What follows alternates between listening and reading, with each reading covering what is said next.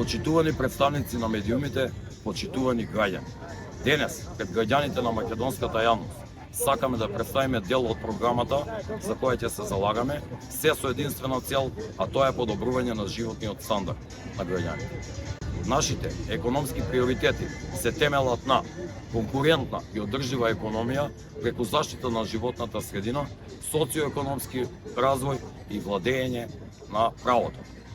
Македонија мора да биде самоодржлива држава.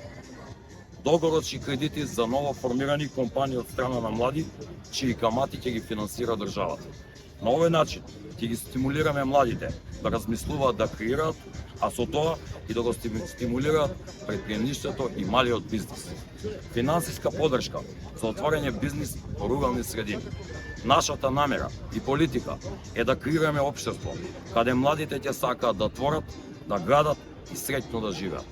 Укинување на данокот на имет, на промет на недвижности при купување на стан или куќа во кој ќе живеат граѓани. Исто така, ние од Движење Знам ќе се залагаме за измена и допълна на Законот за даноци на имот, ќе воведеме равномерна даночна политика, неселективен пристап на територија на цела Македонија. Не може едни општини сами да обезбедуваат средства, а останатите општини цело време да бидат помагани од страна на државата. Таа состојба мора да тече равномерно и подеднакво за секоја општина.